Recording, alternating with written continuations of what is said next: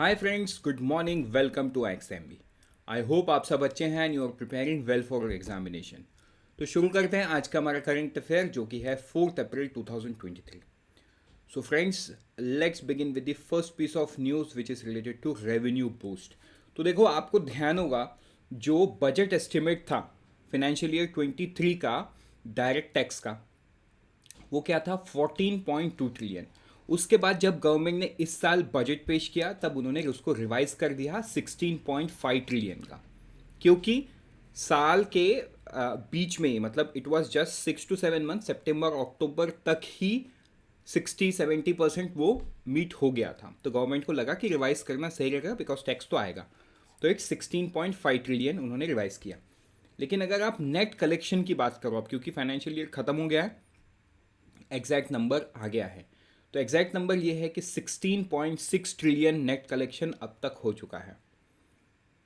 तो ये बहुत इंपॉर्टेंट फिगर है, ये आपको याद करना है। इंपॉर्टेंट फिगर यहाँ पे एक्चुअली तीन है, एक है बजट एस्टिमेट, एक है रिवाइज एस्टिमेट, एक है अभी वाला जो नेट कलेक्शन। तो देखो, यहाँ पे आपको कन्फ्यूजन हो सकता है कि बजट एस्टिमेट क्या है। देखो, ये जो बजट एस्टिमेट है ये 14.2 ट्रिलियन का, राइट, 14.2 ट्रिलियन का। ये कब आया था? ये जब पिछले साल गवर्नमेंट ने फर्स्ट फैब 2022 को बजट पेश किया था। कब का? फाइनेंशियल ईयर 23 का। तब उन्होंने क्या दिया था? ये बजट एस्टिमेट दिया था। अब देखो, अब इस टाइमलाइन पे अगर हम आगे बढ़े तो ये क्या होता है, फर्स्ट फैब 2023 में गवर्नमेंट पेश किया बजट किसका? फाइनेंशियल ईयर 24 का। लेकिन फर्स्ट फैब 2023 को तो फाइनेंशियल ईयर 23 चालू था। तो इसका मतलब इसके साथ गवर्नमेंट क्या करती है, एक रिवाइज एस्टिमेट पेश करती है, क्योंकि ऑलमोस्ट 2 महीना बचा है। फर्स्ट फैब तो फेब का पूरा मंथ, मार्च का पूरा मंथ, 2 महीना तो फाइनेंशियल ईयर का बचा है। तो इस 2 महीने में क्या कोई बदलाव आ सकता है? बेस्ड ऑन दैट गवर्नमेंट ने क्या किया, इसको रिवाइज किया था। कितने में? 16.5 ट्रिलियन। ठीक है, ये तुम्हें ध्यान देना होगा। तो ये जो रिवीजन था, इस रिवीजन के ऊपर जाके टैक्स कलेक्शन हुआ, वो है 16.6 ट्रिलियन। ठीक है, चलो बढ़ते हैं आगे हमारे नेक्स्ट न्यूज़ पे। वो है रिगार्डिंग आरबीआई। आरबीआई के जो एक ऑफिसर है नीरज निगम, इन्होंने एज ए एग्जीक्यूटिव डायरेक्टर इनका प्रमोशन हो गया है and will lead the consumer education department. तो इनसे पहले ये रीजनल डायरेक्टर थे, कहाँ के? भोपाल ऑफिस के। ठीक है, जो सेंट्रल बैंक का भोपाल ऑफिस है उस ऑफिस की रीजनल डायरेक्टर, मतलब चीफ जनरल मैनेजर में ये पोस्टेड थे। अब ये क्या बन गए हैं? एग्जीक्यूटिव डायरेक्टर बन गए हैं एंड ये क्या हेड करेंगे? Consumer education department. तो ये तुम्हें एकदम ध्यान रखना होगा interview perspective along with the, मतलब इंटरव्यू में ऐसा उतना इंपॉर्टेंट नहीं है, एग्जीक्यूटिव डायरेक्टर लेवल तक वो नहीं जाते हैं usually. Deputy governor and RBI governor के प्रोफाइल के बारे में जानना ज़रूरी होता है, बट क्योंकि ये न्यूज़ में है and it is very easy to remember, ये आप पढ़ लोगे तो आपको ध्यान में आ जाएगा। चलो बढ़ते हैं आगे नेक्स्ट न्यूज़ में, वो रिगार्डिंग कोहिमा नागालैंड।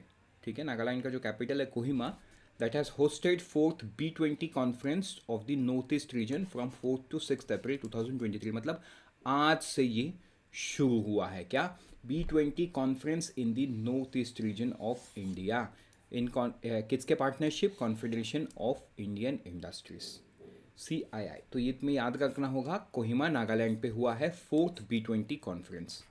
ठीक है, फोर्थ बिजनेस 20 कॉन्फ्रेंस। चलो बढ़ते हैं आगे सेम काइंड ऑफ न्यूज़ से, लेकिन ये फर्स्ट ऑफ इट्स काइंड है, तो ये बहुत इंपॉर्टेंट है, राइट, कि the first India Central Asia culture ministers meeting held.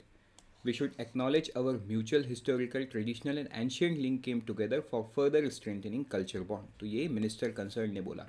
तो ये इंडिया और सेंट्रल एशिया में जितने भी कल्चर मिनिस्टर हैं उनको सिंक में करने की ये मीटिंग है। तो इसमें कौन कौन पार्टिसिपेट किया? Kazakhstan, Kyrgyzstan, Tajikistan, Turkmenistan, Uzbekistan participated in the meeting. तो ये कंट्री के नाम भी आपको याद करना है। तो आप मुझे कमेंट सेक्शन में बताइए, ये जो कंट्री के नाम मैंने लिए कैपिटल क्या है, क्योंकि कई बार क्या होता है ना, इनके कैपिटल या इनके करेंसी के बारे में पूछ लेता है। तो इनके आप कैपिटल के बारे में बताइए। चलो बढ़ते हैं आगे नेक्स्ट न्यूज़ में रिगार्डिंग ई श्रम and Umang portal.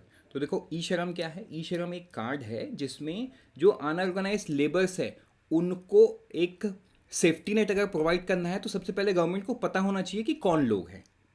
Right. So it's like a Aadhaar card of what they do. Aadhaar card तो इंडिविजुअल कैपेसिटी में होता है, लेकिन वो क्या काम करते हैं उसी का होता है ई श्रम कार्ड. तो ई श्रम पोर्टल में उनको अपना रजिस्ट्रेशन करना होता है ministry of labour and employment में, और उनको एक यूनिक नंबर मिलता है.